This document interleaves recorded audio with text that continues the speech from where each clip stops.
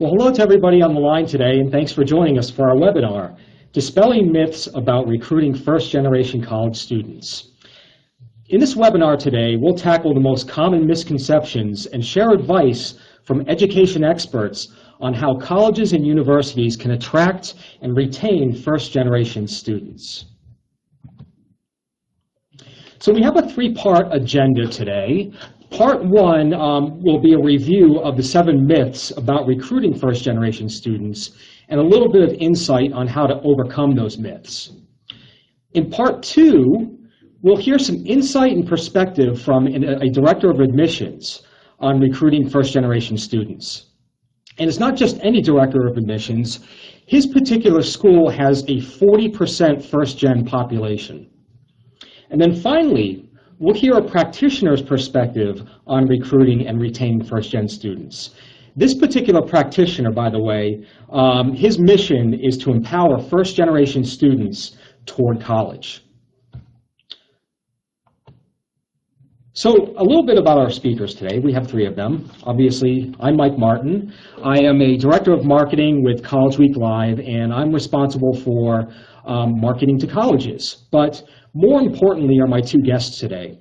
First up, we have Cesar Mesquita, and he is a director of admissions at the University of Idaho. He's been doing this for about 15 years, and he has a strong background in student engagement, financial aid leveraging, and data management. Some of the other colleges he's been with include the College of Wooster in Ohio, Doane College in Nebraska, and then also the University of Denver. He also worked at the Latin American Educational Foundation. It's a nonprofit that assists Latino students with access to higher education. And then finally, we have Matt Rubinoff. Matt is the founder and executive director of the Center for Student Opportunity, also known as I'mFirst.org. And the mission of this organization is to empower first-generation college students on the path to and through college. So let's quickly go over the 7 myths of recruiting and retaining first-generation college students. Here's myth number 1. First-generation students lack the drive to get into college. And many of you out there know that's absolutely not true. A little statistic from ACT is that 94% of first-generation students who took the ACT said they were interested in earning at least a bachelor's degree. But unfortunately, many first-generation students are at a disadvantage. Their parents hadn't been through the college admissions process and don't know what available resources there are for their children. And if your parents hadn't gone to college and nobody in your neighborhood or extended family had gone to college, the idea of going can be a very abstract idea. So the challenge for schools is to get the message across. Many first-generation students really rely on their high school guidance counselors to help them navigate and be informed about the college admissions process. But increasingly, they have more and more burden and less time to give individual consultation to their students. A little statistic from the American School Counselor Association says that there should be 1 counselor for every 250 students. But in reality, the average counselor supports 471 students. So oftentimes, first-generation students are being left behind and don't get the adequate resources and attention they need to navigate the process. But there are a few programs out there, and I'll give you some examples right here, that can definitely help inform them and encourage them to pursue college. 2 of them you see up on the screen here, the Stepping Stone Foundation and No Excuses University, both of whom give college tours.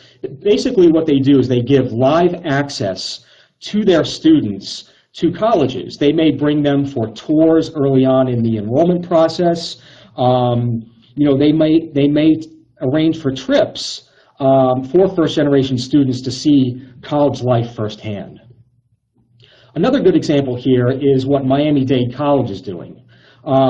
what they do is they have an online program that really connects with first-generation students very early on. Not in their senior year, but more like their sophomore year.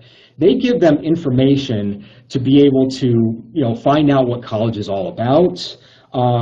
They bring up key topics like financial aid and how to navigate the process. So this online resource or online means that Miami-Dade College is using is very helpful because it helps broadcast out there to first-generation students information and resources that they really don't have access to firsthand. Okay, myth number 2. All families have equal access to information about college. So that's false as well. Oftentimes, first-generation families don't know what to ask for when it comes to preparing for college. So many advisors out there assume that they're not interested in attending. There are a lot of great resources out there, but many families just don't know that they're there. So, here are a couple of steps that colleges and universities can take to thoroughly inform and guide first-generation college students and their families in this regard. First of all, what a lot of schools are doing is providing awareness programs to younger students. What I just mentioned on the previous slide is that traditionally, a lot of the college outreach has happened towards seniors. But now, many schools are reaching out to students of a much younger age. Not sophomores, not freshmen, but even elementary school students. For example, UC Berkeley has a program that offers a college day. And they reach out to elementary schools to give them a sense of what college is all about, how it benefits them, how it can make their life better. So they're reaching way back beyond high school to really give first-generation students a good sense of what college is all about and how it can benefit them. The second technique is to really educate students, but also their parents, about the long-term financial benefits of earning a degree. Many students out there, many first-generation students and their parents out there, don't really have a good sense or a good tangible sense of the financial benefits that college could provide. I have an example here of a local power company that had a huge shortage of linemen, but they also required a 2-year degree to start. So this was a great program to broadcast to first-generation students in the sense that, hey, you know what, go to school, get your 2-year degree, because the average starting salary for linemen at the time was $60,000 a year. And that's a great way to educate first-generation students and their parents about the benefits of earning a degree. I also mentioned parents. Just as importantly, if not more importantly, is for parents to see the financial benefits of college. Oftentimes, first-generation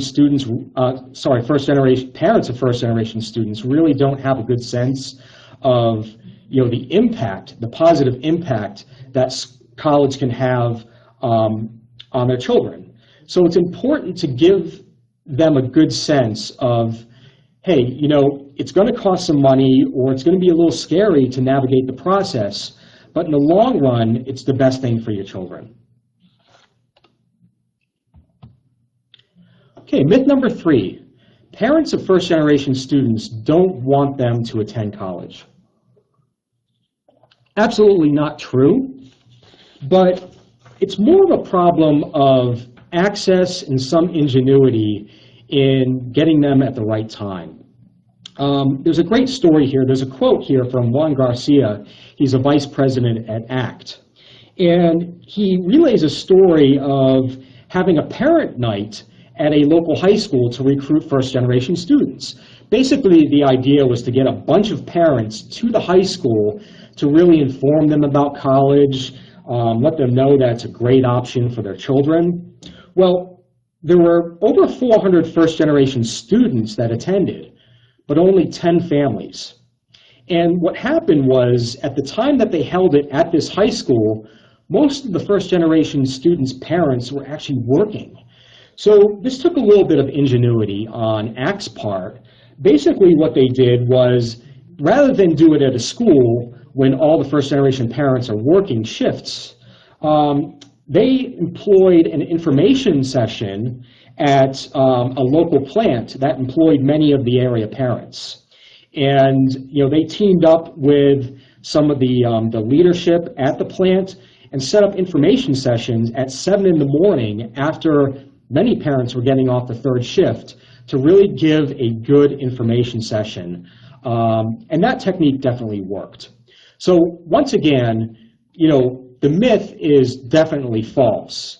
But basically what you need to do is be creative in reaching out to first-generation students and their parents.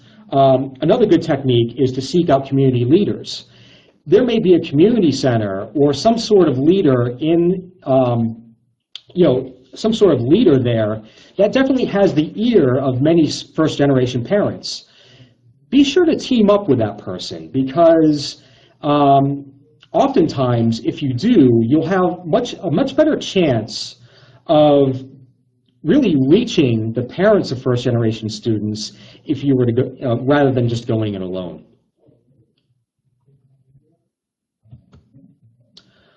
Okay, myth number 4. It's tough to identify first-generation college students. So many institutions have a commitment to improving college access for all, yet seem to have a tough time reaching first-generation students. Once again, the key here is to not go it alone. What you need to do is forge relationships and partnerships with organizations who have a mission to support college access. So one of the such organizations is on the line right now. It's the Center for Student Opportunity, also known as the I'm First Project. And they're a great resource to team up with. They collaborate with first-generation students all the time. They have database access to community-based organizations. So once again, don't go it alone. There are organizations like the Center for Student Opportunity and also known as I'm First to go out there, interact with these students, and begin communicating with them. Also, another good technique is to reach out to AVID classes. Another tidbit from Juan Garcia here at AVID, many high-achieving minority students don't apply to elite schools because they see it as an impossible dream. But a good way to reach them and educate them that, hey, it isn't an impossible dream after all, is to definitely tap into those AVID classes. One such case is an AVID classroom in the LA area. Their students are actually given time and extra credits for researching colleges online. So once again, it's another great resource. Myth number 5 out of 7. Admissions is limited to recruiting from the high schools that they can visit in person. Now, admittedly, there may be counselors out there, or rather college admissions reps who have a regular roster of high schools that they visit. Well, the key here is to branch out. Don't focus just on your top high schools, but branch out to other high schools that you may not have visited before, you may not have considered. Because there are also many students, high-achieving students, that you might be overlooking that attend these high schools. Also team up with community organizations connected to these high schools. Once again, be innovative. Look beyond your usual sphere in terms of high school visits and even organizations that you might team up with. Another technique is online meetings. So it's physically impossible to be everywhere that you want to visit to recruit first-gen students. But one way to really expand your scope is to do some of these meetings online. There are resources out there and there are services out there where you're able to tap into high school students and also their counselors to expand your reach, find the right types of students, find many high-achieving first-generation students, and really be able to reach out to them.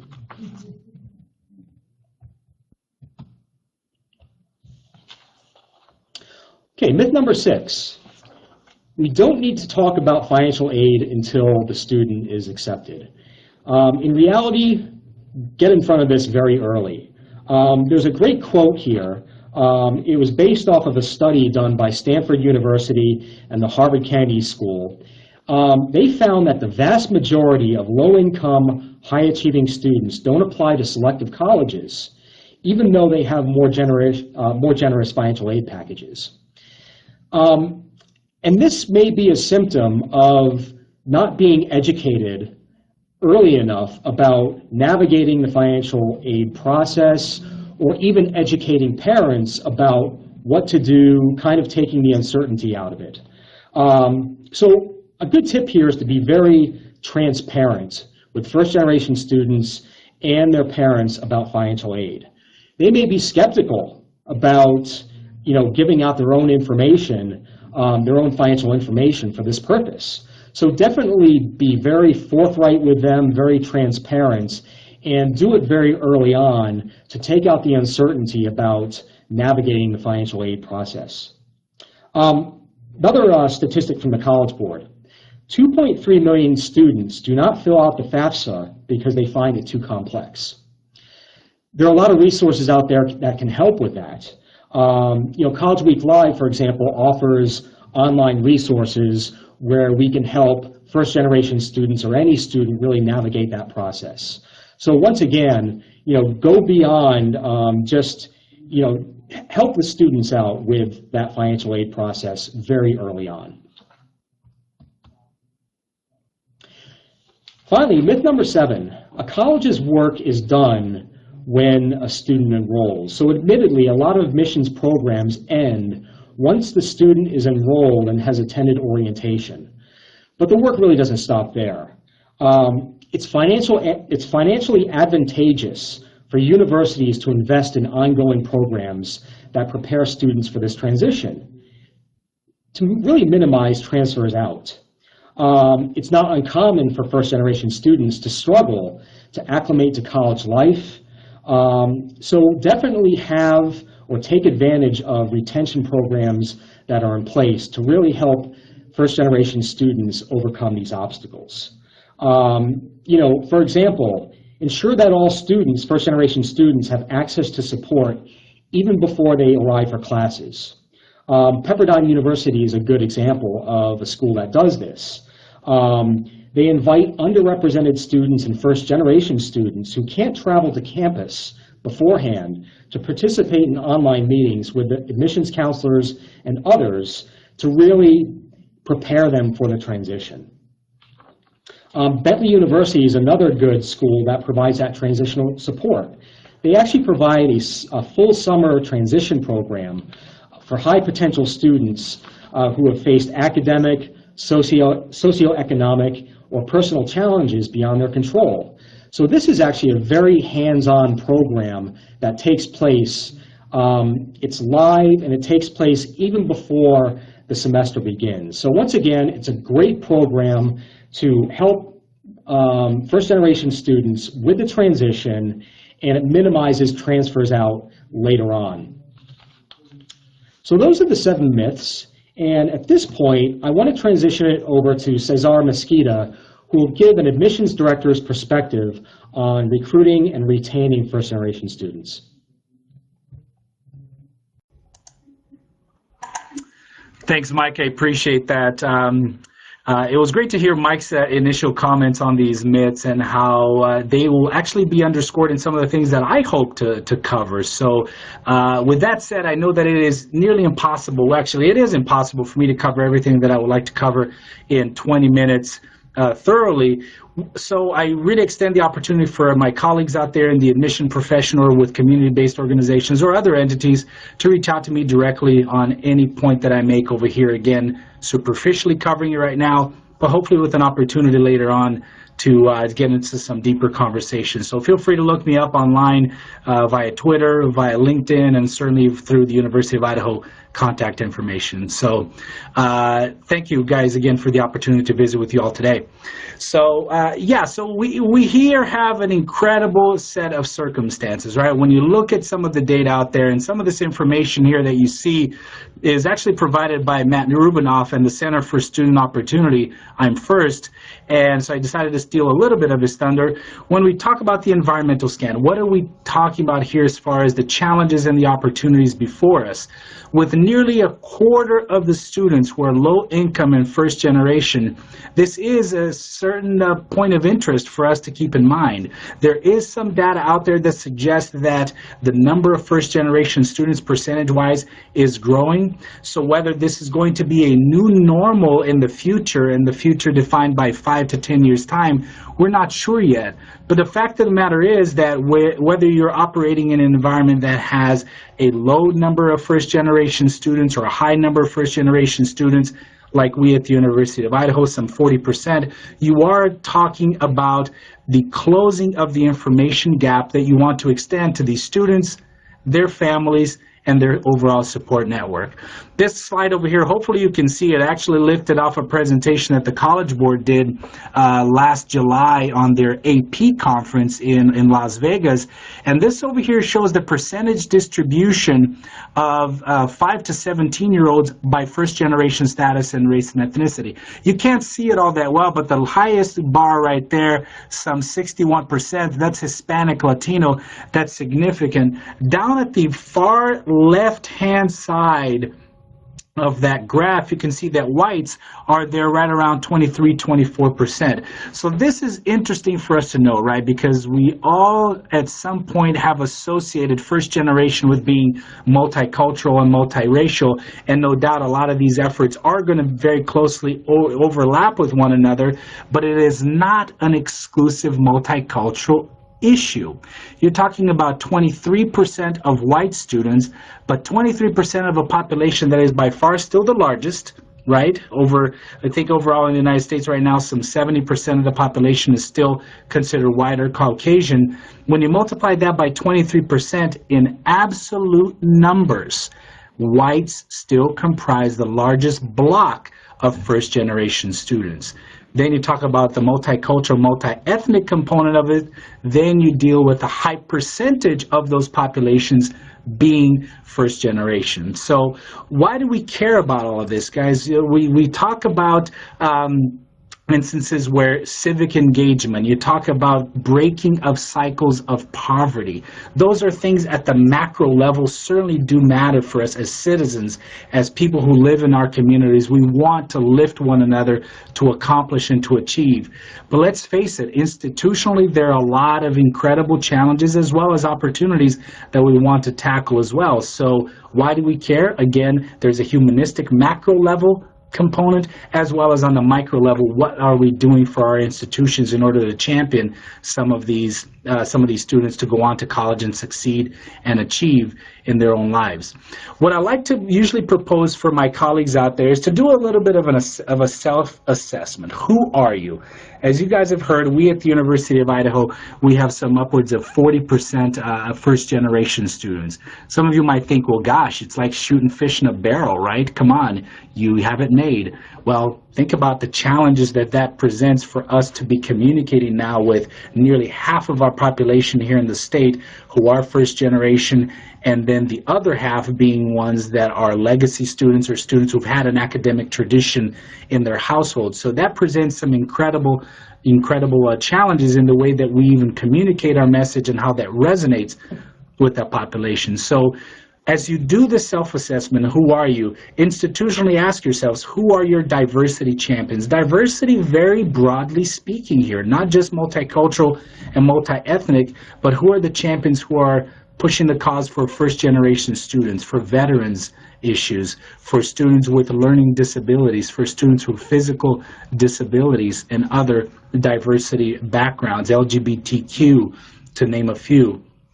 Maybe you are an institution that is absolutely undergoing or just now identifying the challenges and the opportunities that these shifting demographics are presenting. Maybe you have identified a new marketplace that you want to go into, and now you're dealing with some of the realities of that marketplace. Or perhaps you are an institution like the University of Idaho where it is the everyday reality. Here is a state where we are number 50, number 50, last in the nation of the college continuation rate. Well, does that surprise anybody? Well, it shouldn't, because with such a high percentage of first-generation students, most of these students are writing off college very, very early on in their experience. So as you look at your institution internally and externally, who are your champions, who are your influencers, who are your supporters, to do a little bit of exercise of resource mapping could very, very quickly identify some opportunities and some quick wins for you to move forward with this effort in recruiting and enrolling first-generation students. The main goal, of course, is to close the information gap, and I broke this down into 6 quick little bullets here, where it really comes down to you wanting to communicate meaningfully and relevantly. So these bullets over here, we're going to go through it in kind of some quick hits over here: to engage early, broadly, inclusively, attentively, truthfully, and collaboratively. So to engage early, to identify the student and communicate with them. As you heard, to engage early, it really depends on the resources that you have and how early you start to communicate with students in your pipeline. Are you communicating with students in middle school? Are you communicating with students in your communication flow in the junior year of the high school years? That's, again, going to depend on the resources and perhaps your system, the CRM system that you might be using. But I really consider you to do a little bit of an audit of the style in which you communicate with students. Take this first question here, and I put in parentheses here as an example.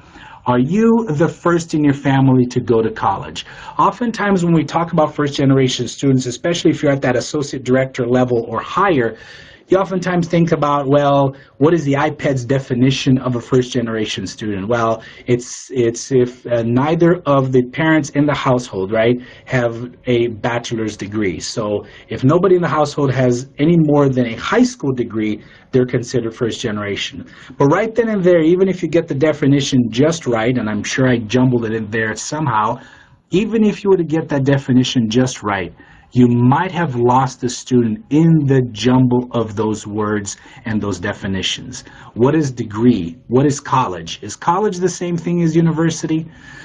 The fact of the matter is, you want to communicate this to the student in the way that he or she identifies themselves in this process. So perhaps in your inquiry generation process or at the application stage, you can simplify the language in a way that makes sense to them and ask, perhaps very simply, are you the first in your family to go to college?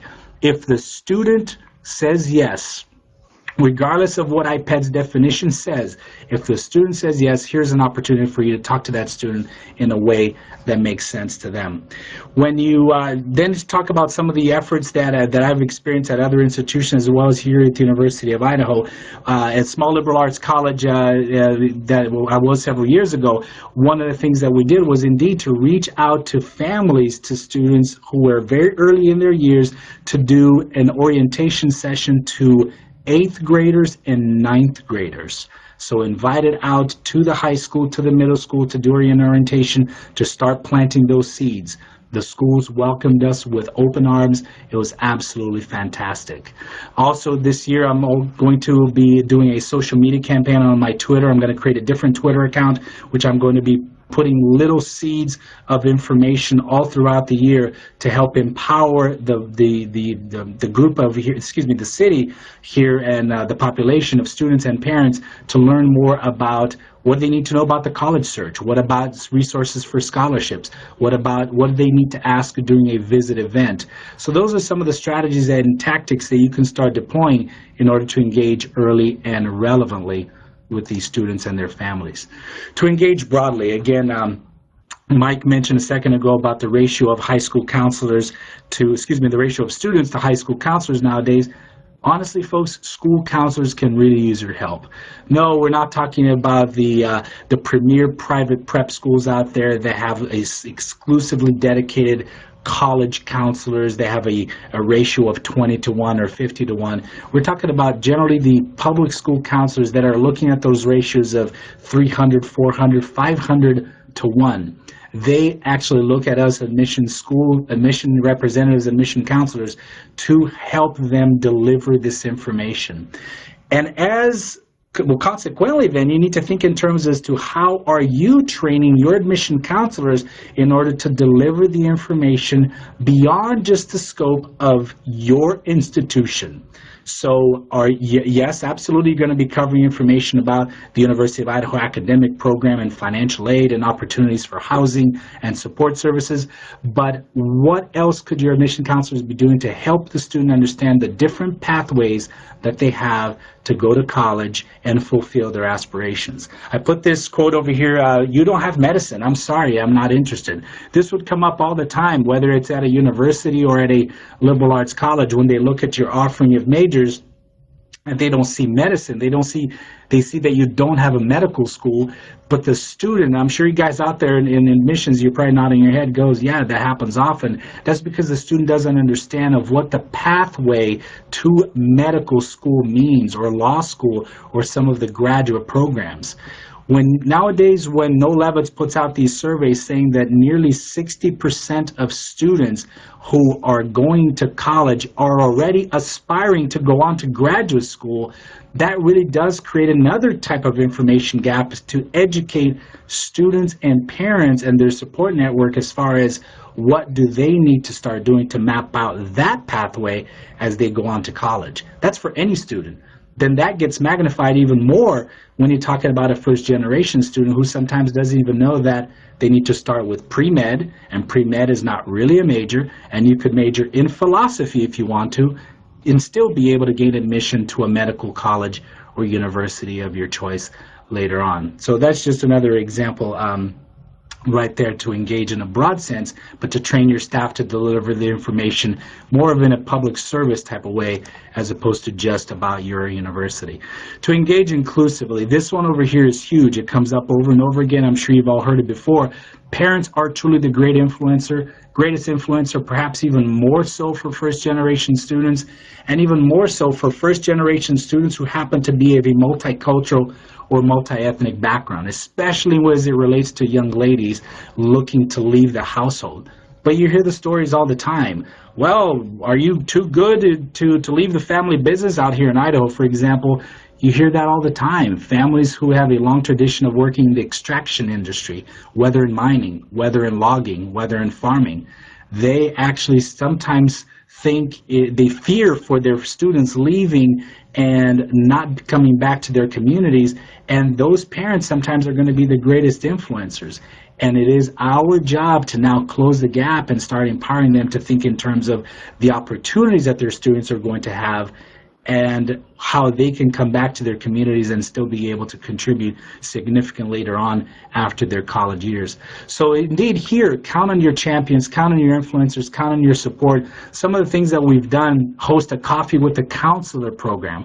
We do this all the time here in the state of Idaho. I've done that at other institutions as well, where you actually do now go and visit the high school and you bring some snacks, some goodies for the college, for the school counseling staff, and then take an opportunity to host students and parents in the school setting, safe, nurturing, familiar to that family, and they're more likely to come. Perhaps one of the most successful things that we have done are, Mike a little bit ago talked about coordinating with area employers. Hugely successful an endeavor that we've done with that as well at some other schools that I've been. But attending of athletic events, where will parents be? Friday night lights, unbelievable how if you have an opportunity to work with your local area schools or your feeder schools to just put a little booth, a little dome, a little booth, or a little bit better yet, if you have an opportunity for a halftime program during basketball season, unbelievable. And we've done that over here to great success just to get some public awareness and information about upcoming events, upcoming deadlines. It doesn't take more than 10-15 minutes, and all of a sudden your name recognition, your brand awareness goes up, and the information that you're delivering is being heard now by hundreds, if not thousands of people. Perhaps the most successful program that we have is one that is largely targeting Latino students, but it does bring in a lot of non-Latino students as well. It's called Avanza. which is an outreach for students in the southern part of the state of Idaho, where we then team up with local area students and alumni and current students of the university. So we make 5 stops throughout the states. We visit with hundreds of students, but now the entire community comes out to hear our message and hear the stories about success and achievement and support and empowerment for young people out there. So this program has been tremendous. We've been receiving some great recognition lately, and I'd love to be able to talk with you guys a little bit more about that model, because I think it's one that could be easily duplicated throughout the country. To engage attentively. No doubt at some point a lot of the information we're going to want to convey to these students and families are going to be very much action driven or next steps driven, especially as it relates to admission and financial aid. So it is important for you to be paying attention to your completion rates. Do your completion rates for first generation students lag behind some of your non-first generation students? Well, they should, because these are first generation students and there is that gap in the information that you're looking to close. But that's exactly when you deploy a tactic such as an additional communication to the parents, whether it's in a postcard if you have the resources, if you have the letters, if you have a communication to counselors at the schools indicating what students are missing, some of the information to complete their applications, the extension of fee waivers, first generation students, again, high index of those are going to be also from lower economic and social statuses, so you need to be communicating that. Financial aid, here you get into another level of information, which is the acronyms that are the world of financial aid. I just tossed a few out there. It's FAFSA, it's expected family contribution, it's adjusted gross income, it's the CSS for the College Board for those schools that are going to be required that. A lot of these families are going to be trumped very, very quickly by some of this jargon, and we need to be making sure that we are breaking it down in a way that that they will understand and they will appreciate and it will be meaningful to them. Other things that we've done, for example, at the University of Idaho is to host application nights where we serve pizza and a drink. Nothing better for a family than having dinner served, especially for the younger siblings, than having pizza and a drink. Doing an application night where we host an event at the high school with a computer lab in place. The students go with the admission counselors as well as the school counselors to finish up on an application, whether it's for admission or for FAFSA. Dinner is served for the parents, for the siblings, for the students who show up. It's great stuff. Special communications that we also do from our alumni. So whenever a student is admitted, they receive special communication from our alumni as well as our Parents Association, extending additional information and resources for students and parents to read about their journey into college and more specifically at the University of Idaho. Engage truthfully. This one over here, guys, we know that at this day and age with the number of the sources of information that we have out there, it's very easy for folks to turn on their BS meter. You don't want to do that. You don't want to sugarcoat it to them. You also want to make sure that you do give them a true sense of the resources and support that will be along the way. There are individuals to help, whether in admissions, financial aid, orientation office, housing, other diversity champions across your campus, other support networks with which you work at your institution. The last two bullets over there, the ward will be significant. I want to pay close attention to this one over here. Oftentimes we talk in terms of like, well, if you're a college graduate, you're going to be making upwards of $1 million more over the course of a lifetime. Keep in mind that when you say $1 million for a lot of these families who are making sometimes $9 per hour, $1 million might as well be $1 billion. It almost is unfathomable to students. So the way that I found that actually I break it down in terms of dollars per hour. Mike a little bit ago in his notes said $60,000 a year. Even for a family that's making $25,000 a year, to contemplate making 2.5 times or more their salary is sometimes hard to grasp. So break it down into average hourly rates. How much a psychologist on average makes? $80,000 a year. Divide that up by 2,000 hours per month. It's roughly $40 per hour. People understand $40 an hour, especially when they're making $7.25 minimum wage or their families are making $10 an hour at the local school or whatever job they might have. So absolutely want you to keep that in mind, again, as you assess the information and how you're relaying it out there. No doubt highlighting success stories. As I noted, our Avanza program that we do, we bring out the students who have graduated from that program who are now back in their communities, again, underscoring the element that these are alumni of the university who are now back in their community. This is a huge part, and be able to present that information in a way that is truthful, that they can appreciate. And engage collaboratively. Before I turn it over to Matt Rubinoff, this one over here is one that we also want to make sure that we do, because we know that we as Office of Admissions or community-based organizations, we cannot all do it alone. The power of our partnership is the only way that we're going to be making some wins in all of this. So there's so many resources out there, from Center for Student Opportunity to AVID to Posse Foundation to the newly created College Advising Corps to establishing your own summer bridge programs. There are so many things that you can do. In a large state like Idaho, we've been able to also leverage some technology whenever we can. So through College Week Live, where we can have even themed sessions, where we can go out there to the school and have a dedicated classroom space where the counselors can have students who can now listen to us remotely through webcasts. Absolutely tremendous. As well as Idaho, the state of Idaho also has an Idaho statewide education network, which provides some of the same functionalities to be able to go into the high school and also present to the students. So I encourage you all to check that locally within your state association or to the colleagues at College Week Live to see what they can provide to you. So guys, it was a pleasure. Thank you so much. I'm going to turn it over to Matt Rubinoff, Executive Director, Center for Student Opportunity, perhaps one of the preeminent organizations to assist students in identifying resources, as well as championing the transition from first-generation students onto the college experience. Thank you so much.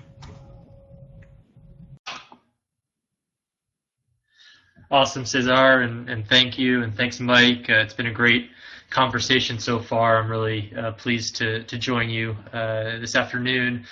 I want to take a step back and offer some context for this conversation. Before I get there, I actually wanted to mention too that I'm going to try to get through my slides here in 10 minutes or so, so we can leave some time for questions. If anybody has questions, please submit them now or over the next couple minutes, so we can get to them. I also want to note, obviously, that there are so many strategies and best practices for recruiting and retaining first gens. When College Week Live first contacted us about developing this ebook and doing a webinar focused on first gens, the original focus was on e-recruiting of first gens. So that's where I'm going to focus most of my remarks.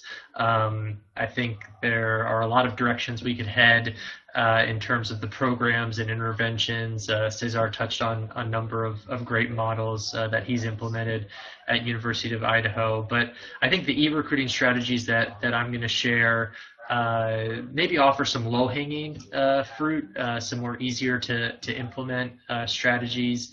And sorry, forgot to click over to our slide. Our low-hanging fruit strategies to consider implementing for your campus. So obviously all of us here today believe that there's something special about being the first in your family to attend and graduate from college. As Cesar noted, more than 15 million students enrolled in post-secondary institutions today are first gen, or there are 1,500 of them. 4.5 million are low-income first-gen students. What Cesar didn't necessarily touch on is that 9 out of every 10 of them will not earn a bachelor's degree by the age of 24. The issue, in my opinion, is not that first-generation college students lack the motivation or qualification for college, but more so that they too often lack access to good information and support to navigate the college process, and to, more importantly, access the colleges like you that are most committed to their success. And that's where we come in. Since 2006, my organization, Center for Student Opportunity, has partnered with four-year colleges and universities to support their efforts on behalf of first-generation college students, and we create tools to help first gens with college search and planning.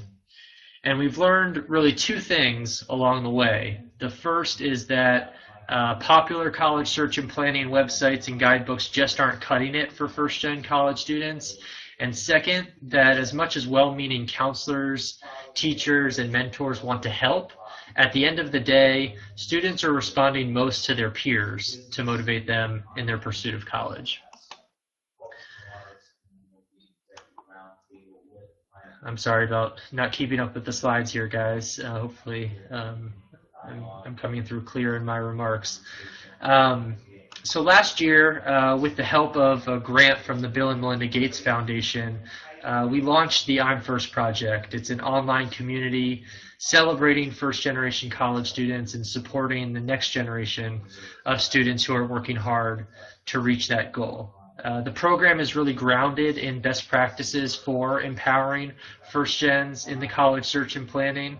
My presentation today is going to share some of its key features, how our college partners and students alike are benefiting from the online community, and also highlight some examples of how colleges are following these best practices on their own for recruitment. So best practice number one is what's in it for me. I'mFirst.org is first and foremost a college search tool designed with first gens in mind. Unique from other college search tools, the profiles of colleges and universities on I'mFirst.org really help students answer that question, what's in it for me as a first-generation college student? We get beyond talking about the leafy green campuses and the Gothic architecture and painting a broad brushstroke of the institution's facts and figures. We really focus the college profile on important campus programs and opportunities for first gens. Do they offer a fly-in program for prospective students, a summer program for incoming students, or peer mentoring on campus to help students persist to graduation? The facts and figures on the college profile highlight important student diversity, student success, and affordability metrics. We also publish the I'm First Guide to College and similarly profile colleges and universities with this focus on what's in it for me. We tend to coach students, not just low-income first-gen students, to think about their college search and selection in terms of size and location and selectivity and academic areas of interest and cost and athletics, and all of those things are certainly important, but it's our opinion that for first-gen students, that's really just the tip of the iceberg, and we want to be coaching students on taking a deeper, more critical look at what's in it for me as a first-gen student on a given campus, and take that information to heart before you even apply, let alone select the institution you're going to attend.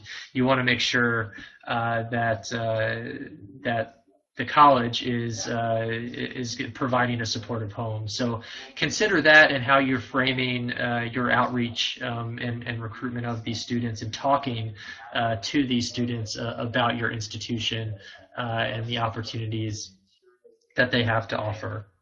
While many colleges partner with us to promote their institution and their opportunities for first gens on I'mFirst.org and in our I'm First Guide to College, it's also important to highlight this information on your institution's own website.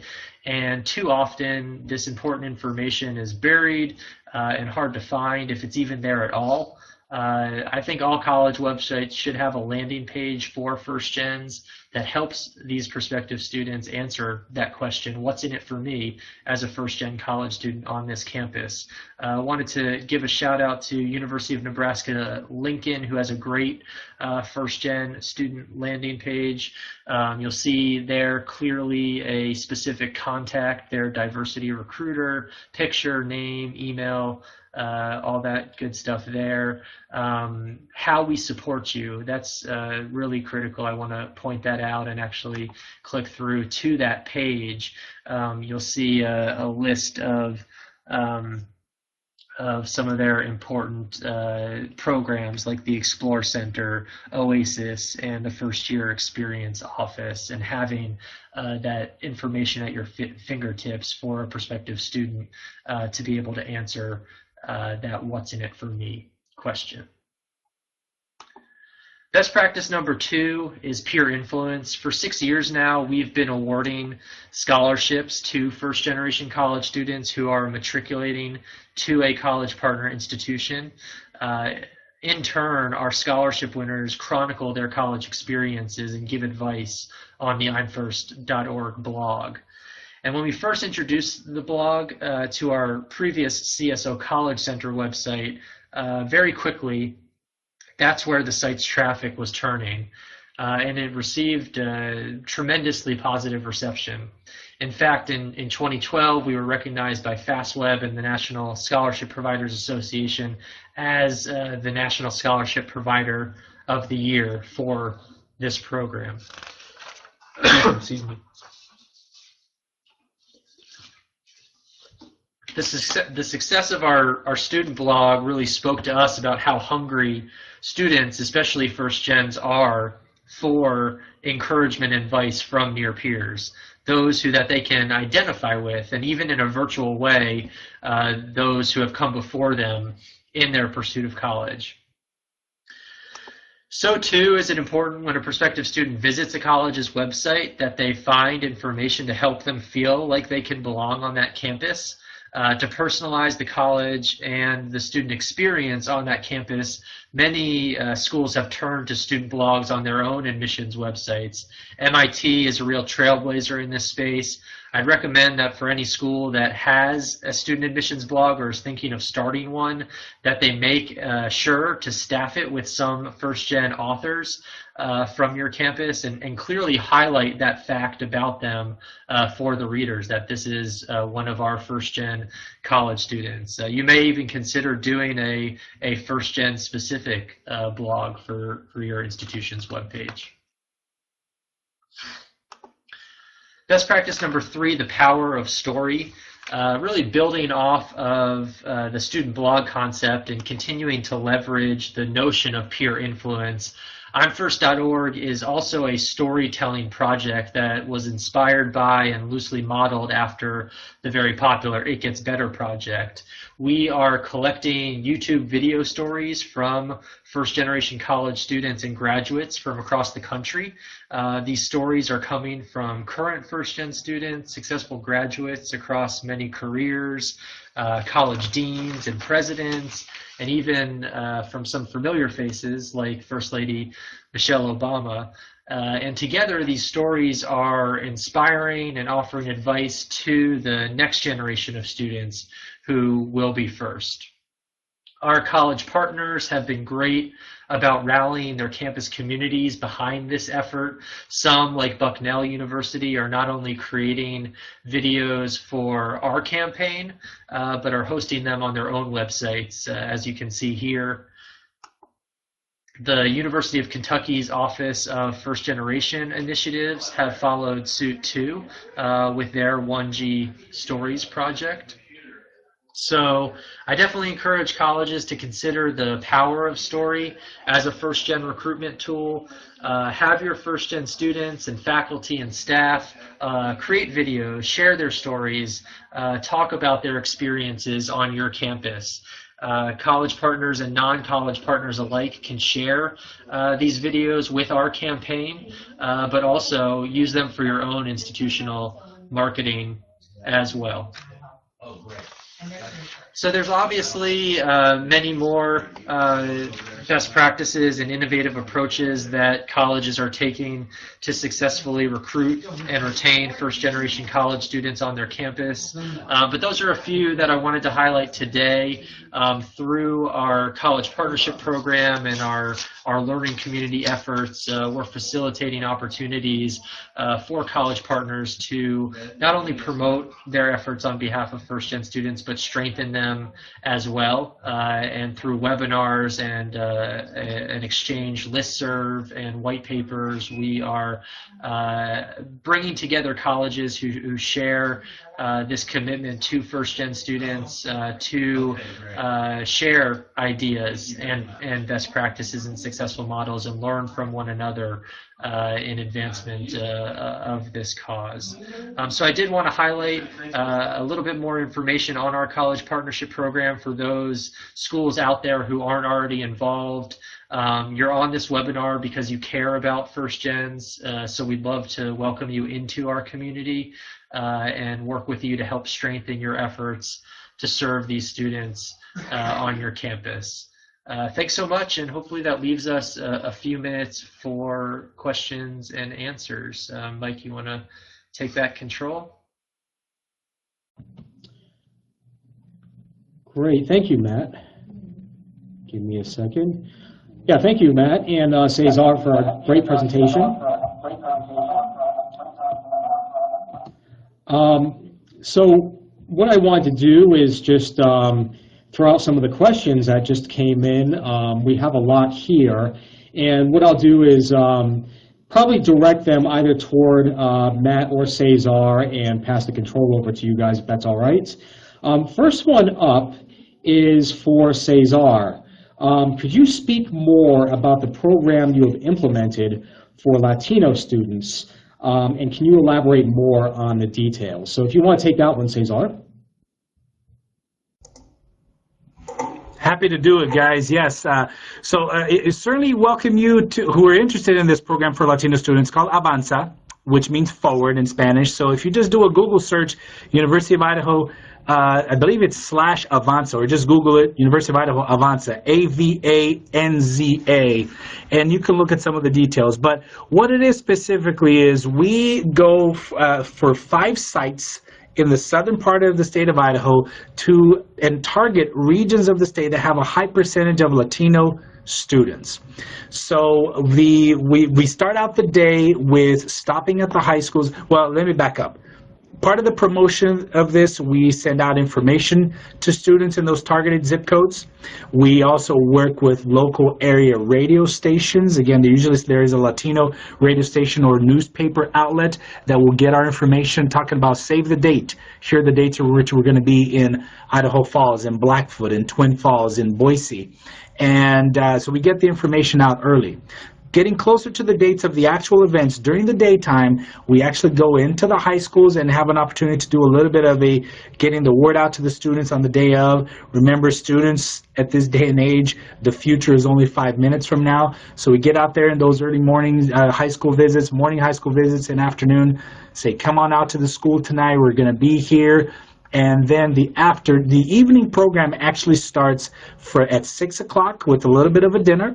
The program officially starts at 7 o'clock and it ends at 9. But again, we serve dinner. In some instances, we even serve daycare for the younger siblings. Sometimes younger siblings can be a little bit disruptive, so we even count on some volunteers who can help keep an eye on the little ones so that the parents and the prospective students are fully immersed in what we're covering. And we cover information such as applying for admission, applying for financial aid. We then bring out the alumni of the institution who are members of their community to have them talk about their experience going to the University of Idaho. And then we also have, usually on hand if we can make it, have the currently enrolled students of U of I who are also from that community talk a little bit in terms of what the resources are that are available presently to that university, to the students who are coming to U of I. So again, for everybody out there, I'm going to just list out my email very, very quickly if I don't get to all the questions today. My email is very simply CEZARM, so my first name, last initial, Cesar M, at uidaho.edu. And if we can't get to all questions and answers today, I'd certainly love to help out offline. But hopefully that helps. I'm going to turn it back over to you, Mike. Great. Thank you, Cesar. Okay. Let me advance it to this slide here. This one is more directed toward Matt. There's a few questions that have come in about I'm First itself. Let me just kind of paraphrase some of these. What outreach does I'm First do to get their information out to students?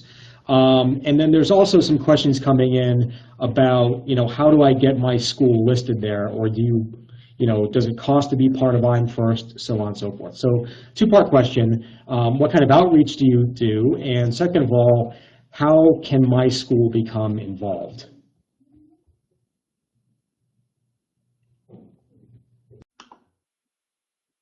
Awesome. Great questions. We are reaching students across the country a number of different ways. A lot of it is driven through high school counselors and community-based organizations. We have an email distribution list of close to 40,000 counselors and college access providers who are receiving our communication on a regular basis and referring their students to imfirst.org or using the I'm First Guide to College in their counseling, even building it into their curriculum and activities. We're more and more trying to meet students where they are, and where they are largely is on social media. So we have been building out our presence on Twitter and Facebook and Instagram, and we have lively followings there. We're also lucky enough to be a Google grantee, so that provides us with free advertising on Google, and you'd be amazed at how powerful Google is as a search engine when people are searching keywords like first generation college or scholarships or college access. We come up high on the search results and get a lot of traffic to us from Google. Looking at our analytics, I think it's driving not quite 50, but close to 50% of our traffic is coming just from Google searches. Certainly our college partners also help raise awareness for our program when they're in the field as well. So hopefully that gets to that answer. We have great relationships with many schools and community-based organizations across the country, those who are really on the front lines with these students and are using our tools and resources with them. In our first year, we launched imfirst.org in October of 2013. We've seen over 120,000 site visits and 10,000 users have signed up. So we're really encouraged by our traction so far. Our goal for by the end of next year is to grow to serve approximately 50,000 first generation college students. The second part of the question, in terms of how does the school get involved and are there costs associated? There's an application process for colleges and universities who want to get involved. As the slide mentioned, our next application deadline is coming up on November 30th for a partnership to initiate on January 1st. After an application is received, we would schedule a phone interview with you and key administrators on your campus to dig a little bit deeper and ask some follow-up questions. We really want to evaluate your institution's genuine commitment to serving and supporting first-gen students on your campus, learn a little bit more about your statistics and your semblance of programs catering to this population. So there is the application process, and we are a nonprofit organization. We are supported by contributions from colleges and universities to help us do what we do, to operate and market our website, to publish and distribute our guidebook, etc. So there are two levels of partnership. The first is the full level partnership, and it's a $2,800 recommended partnership contribution annually, and the associate level partnership is $1,500. You can visit our website to learn a little bit more about what the different levels of partnership mean and the benefits and services they provide.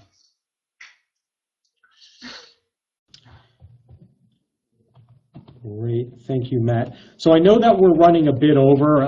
There are still a lot more questions coming in, and what we'll do, we're going to answer a couple more here, but what we'll do is follow up with all of the attendees and provide, we'll answer the questions one-on-one where possible after the webinar. So once again, we're about 5 past the hour. We're going to answer a couple of more questions. One big question, are you going to get these slides after the webinar? The answer is yes. We will give them to you in PDF format, likely sometime tomorrow. So those will go out to all the attendees. One interesting question that's come in different forms, but it's pretty much asking the same thing. It has to do with undocumented students. Just reading one off, there is a high volume of undocumented students. How do you recruit these students that want to go to college? Cesar, I can turn that one over to you if you'd like.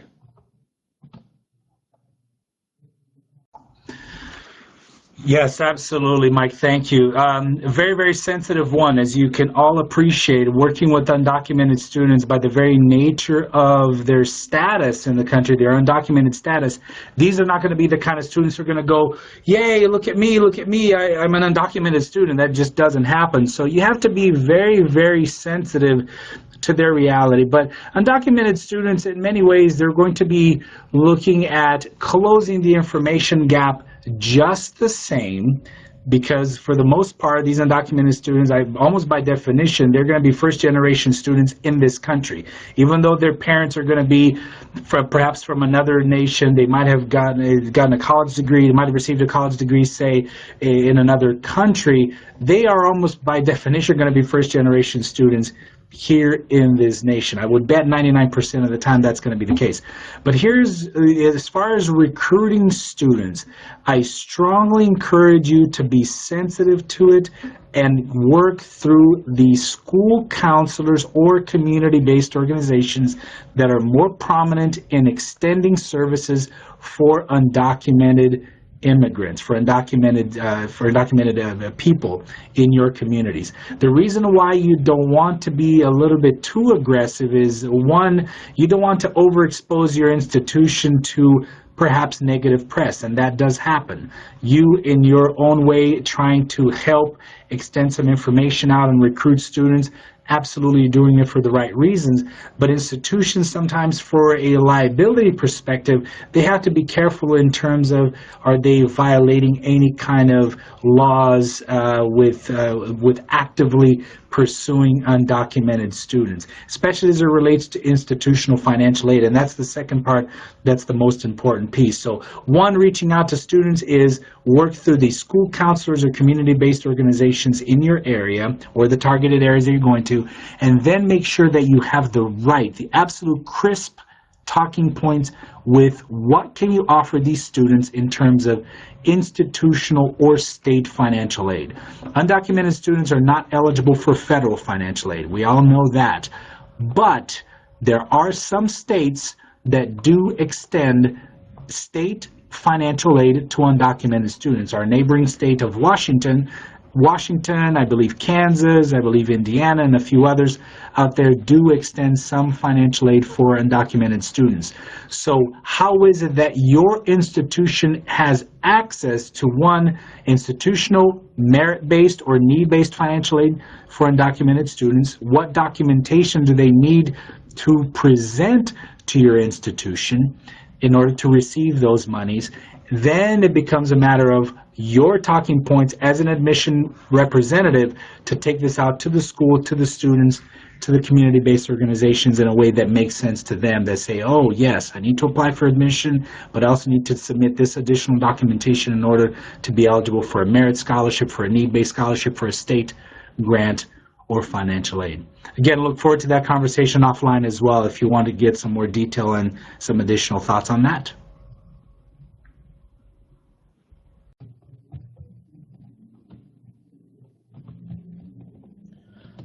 Okay, great. Thank you, Cesar.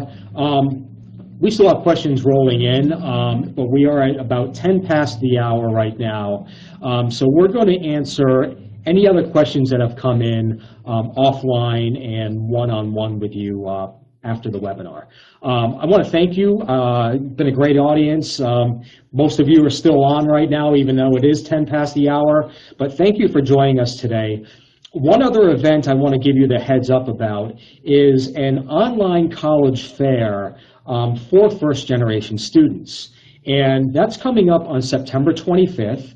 We're going to send some more information out by email about this. But we're going to have probably over 5,000 prospective first-generation students on the webinar, and about 40 to 50 colleges and universities. If you're a college or university and you want to take part in this, we're going to send you some more information. It'll be a great way to reach out to first-generation students. And Matt Rubinoff, who just spoke on this webinar, is going to give the keynote on this. So once again, thank you so much for attending, and have a great day.